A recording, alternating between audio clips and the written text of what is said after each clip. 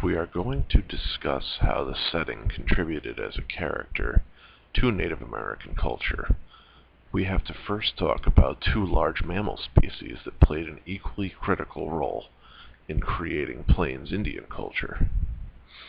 Now, one of these was the famous American buffalo, which was native to the continent.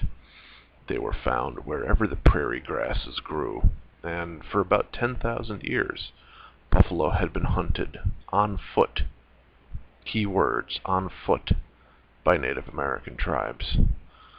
Native American tribes had been an agriculturally based society, which had kind of stayed in place and done a subsistence farming type of deal. The migration of the buffalo granted them access to a lot of protein and meat and hide and other materials that they would use, but it wasn't the only source of their food. However, a lot of this changed when the Plains Indians were exposed to the other large mammal, which contributed greatly to much of the culture that would come. And in a sense, the Plains Indian culture owes their European conquerors for bringing them the horse. And we're not talking about just any horse.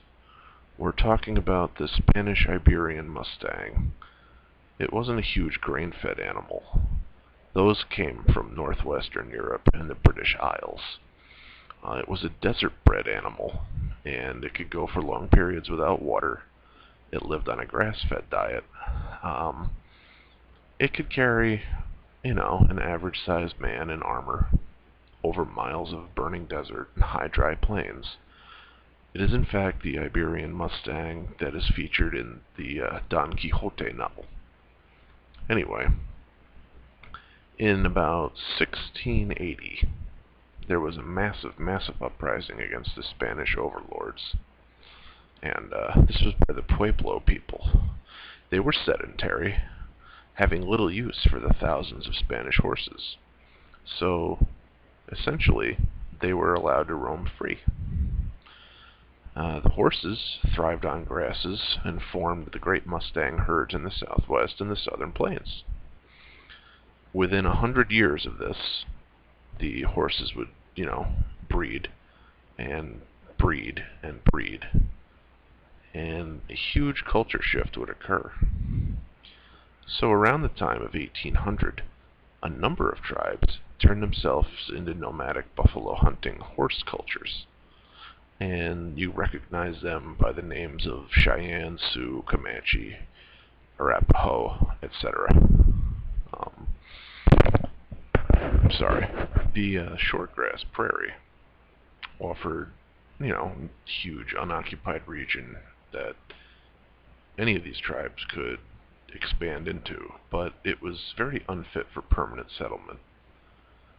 The horse provided the vehicle by which the Plains Indians would become nomadic, so that they could go on hunting, bring the food back, take all of their materials and their teepees and their non-permanent settlement, take their families, whatever, and transport them with the migrations. The buffalo that were hunted in moderation gave inexhaustible protein. That is, until we know that the American railroad expansion and other encroaching upon Indian territory killed off the buffalo. But each tribe had potential thus for, great expansion. It's interesting to note that the Apache first used the horse for food and as a beast of burden to, carry belongings and such, not to hunt. And the Navajo were the first to attack the Europeans on horseback, not the Comanche or the Pawnee or the Sioux, which is what was portrayed in, obviously, the Western movies that are widely regarded as canon and should not be. Getting back to the buffalo, their skins provided the canvas and parchment, you know, of which to keep the records, or pictographs in this case, that many considered early calendars, and this was used to track the passage of the moons or cycles for farming.